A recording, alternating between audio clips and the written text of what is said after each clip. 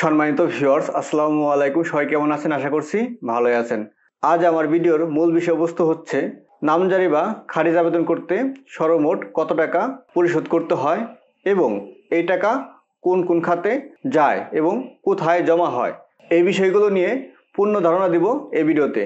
তার আগে আপনাদের কাছে আমার ছোট্ট একটি রিকোয়েস্ট থাকবে, আমার আরসিসি টেক বিডি চ্যানেলটি সাবস্ক্রাইব করে পাশে বেল আইকনটি বাজিয়ে রাখবেন। এতে করে জমি জমা সংক্রান্ত গুরুত্বপূর্ণ নতুন নতুন ভিডিওগুলো সবার আগে আপনার কাছে পৌঁছে যাবে।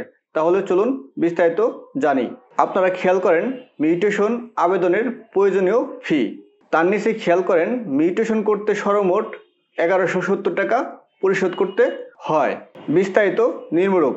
1 নম্বরে খেয়াল করেন আবেদন ফি 20 টাকা অনলাইন আবেদনের শুরুতে পরিশোধ করতে হবে। অর্থাৎ যখন আপনি নতুন একটি আবেদন করতে যাবেন, এই যেখানে ক্লিক করে আবেদন করতে যাবেন, নতুন আবেদন করুন, তখনই কিন্তু আপনাকে আপনার জমির যে বিভাগ, জেলা, উপজেলা সেটা সিলেক্ট করে আপনাকে 20 টাকা পেমেন্ট সম্পন্ন করতে হবে। এই পেমেন্ট সম্পন্ন করার পরে কিন্তু আপনি আবেদন কার্যক্রম শুরু করতে পারবেন।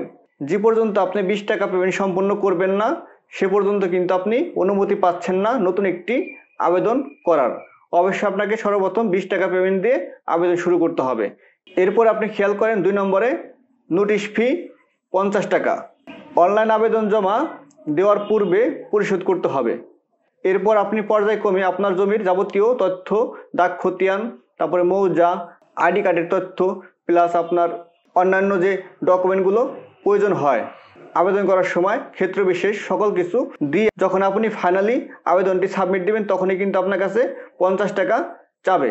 50 টাকা পরিশোধ না করা পর্যন্ত কিন্তু আপনার আবেদনটি ফাইনালি সাবমিট হবে না। এই 50 টাকা পরিশোধ হওয়ার পরে কিন্তু আপনি একটি অ্যাপ্লিকেশন কপি পাবেন এবং একটি চালান কপি পাবেন, অর্থাৎ পেমেন্টের রসিদ পাবেন। এরপর আপনি খেয়াল করেন নিচের দিকে 3 নম্বর রেকর্ড সংশোধন ও খতিয়ান ফি 1100 টাকা মিউটেশন অনুমোদনের পর পরিশোধ করতে হবে। অর্থাৎ আপনি যে আবেদনটা করলেন আপনার জমির তথ্য দিয়ে নামজারি আবেদন, সেই আবেদনটা কিন্তু আপনার প্রথম অবস্থায় ভূমি অফিসে জমা দিতে হয় প্রয়োজনীয় কাগজপাতি সহ। জমা দেওয়ার পর আপনার আবেদনটি পর্যবেক্ষণ করা হবে, পর্যালোচনা করা হবে সব সঠিক আছে কিনা। সব সঠিক থাকার পরে কিন্তু নায়েব সাহেব অর্থাৎ ভূমি কর্মকর্তা আপনার আবেদনটি প্রস্তাব আকারে উপজেলা ভূমি অফিসে প্রেরণ করবে। উপজেলা ভূমি অফিস সেটা পর্যালোচনা করে আপনাকে যখন অনুমোদন দেবে ডিসিআর ফি পরিশোধ করার জন্য, অর্থাৎ ডিসিআর ফি হচ্ছে 1100 টাকা। এই ডিসিআর ফি যখন আপনি পরিশোধ করবেন, তখনই কিন্তু আপনি একটি ডিসিআর কপি এবং নামজারি খতিয়ানটি পেয়ে যাবেন অনলাইন হতেই। যে পর্যন্ত আপনি 1100 টাকা পেমেন্ট সম্পূর্ণ করবেন না, সে পর্যন্ত কিন্তু আপনার এই ডিসিআর কপি বা খতিয়ান কপি ডাউনলোড করা কোনোভাবেই সম্ভব হবে না। এখন আসেন আপনি যে 1170 টাকা পরিশোধ করলেন 3টি স্টেপে, প্রথমে 20 টাকা, তারপরে 50 টাকা, এরপরে 1100 টাকা। এই টাকাটা কোথায় যাচ্ছে বা কে নিচ্ছে? এই টাকাটা কোনো ব্যক্তি নিচ্ছে না বা কারো হাতে যাচ্ছে না। এই টাকাটা সরাসরি সরকারের ফান্ডে জমা হচ্ছে অনলাইনের মাধ্যমে।